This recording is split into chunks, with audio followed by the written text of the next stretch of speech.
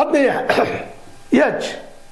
H16 news ಅರ್ಥಾತ್ ಹೆಚ್ಚಿದ ನಮಗೆ ಸ್ವಾಗತ. ನಾನು ನಿಮ್ಮವ ಎಂ ಮಲ್ಲಪ್ಪ ಜೋತಾವರ್. ಆತ್ಮೀಯರೇ, ಪ್ರಶಾಂತ್ ಭೂಷಣ್ ಈ ದೇಶಕ್ಕಂಥ ಅತ್ಯುತ್ತಮ ನ್ಯಾಯವಾದಿಗಳಲ್ಲಿ ಒಬ್ಬರು.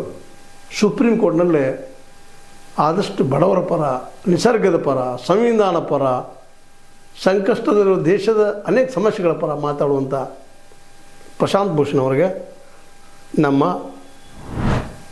S.R. ಹಿರೇಮಠ ಅವರು ಸಮಾಜ ಪರಿವರ್ತನಾ ಒಂದು ಸಂಘನ ಇಟ್ಕೊಂಡಿದ್ದಾರೆ.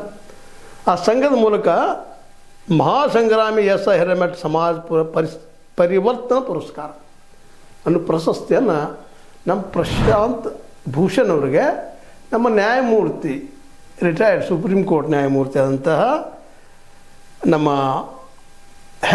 ನ್ಯಾಯಮೂರ್ತಿ ಹೆಗ್ಗಡೆ ಅವರಿಂದ ಪ್ರಶಸ್ತಿ ಪ್ರದಾನ ಮಾಡಿಸಿದರು. ನಿಜವಾಗಿಯೂ ಇದೊಂದು ಬಹಳ ಗೌರವಾನ್ವಿತವಾದಂಥ ಪ್ರಶಸ್ತಿ, ಅದರಲ್ಲಿ ಎರಡು ಮಾತಿಲ್ಲ. ಯಾಕಂದರೆ S.R. ಹಿರೇಮಠರ ಒಂದು ಹೋರಾಟ, ಭ್ರಷ್ಟಾಚಾರದ ವಿರುದ್ಧ ಹೋರಾಟ, ಅವ್ರು ಮಾಡಿದಂಥ ಕರ್ಮ ಕ್ರಿಯೆ ನಿಜವಾಗಿಯೂ ನಾವು ಕನ್ನಡಿಗರು ಹೆಮ್ಮೆ ಪಡುವಂಥ ವಿಷಯ. ಅಪರೂಪದ ವ್ಯಕ್ತಿ, ಅಪರೂಪದ, ನಾನು ರಾಜಕಾರಣಿ ಅಂತ ಅನ್ನೋಕ್ಕಿಂತ ರಾಜನೀತಿಜ್ಞ ಅಂತ ಕರಿತೀನಿ ಅವ್ರನ್ನ.